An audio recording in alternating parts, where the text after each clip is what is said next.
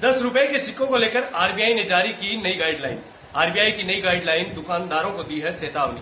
RBI के अनुसार अब तक 14 अलग अलग डिजाइन के 10 रुपए के सिक्के जारी किए जा चुके हैं, जो सभी मान्य हैं। किसी भी व्यक्ति, दुकानदार या किसी भी संस्था को इन्हें स्वीकार करने से मना करने का अधिकार कतई नहीं है। ऐसा करने पर उनके खिलाफ कानूनी कार्यवाही भी की जा सकती है।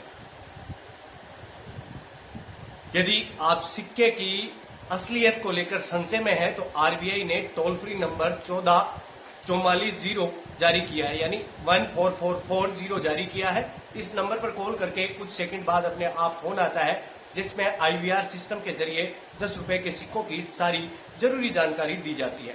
अब ये आरबीआई को ये गाइडलाइन जारी करने का कारण मुख्यतः ये है कि छोटे शहरों में, जैसे शहर हैं और जो छोटे शहर हैं, वहां 10 के सिक्कों के लिए मनाही करते हैं। दुकानदार हो या कोई संस्था हो, वो 10 का सिक्का लेने से मना कर देते हैं।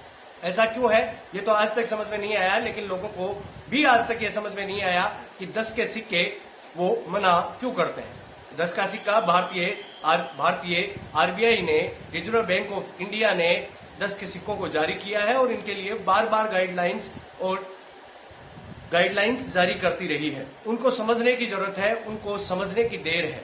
लोगों को समझना चाहिए कि आरबीआई ने जब सिक्कों का चलन चालू किया है तो कुछ सोच समझ कर किया होगा। देश की अर्थव्यवस्था में एक बड़ा योगदान होगा।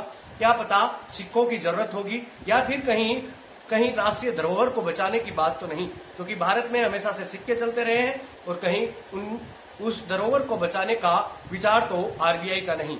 ये एक राष्ट्रीय सूचना है। इस राष्ट्रीय सूचना पर सबको गौर करने की जरूरत है। अभी मैं आपसे विदा लेता हूं, मिलते हैं किसी अन्य वीडियो में। तब तक के लिए आप बने रहिएगा देव बम्बाट के साथ, और मैं आपके लिए ऐसी ही कोई दूसरी खबर ढूंढ कर लाता हूं।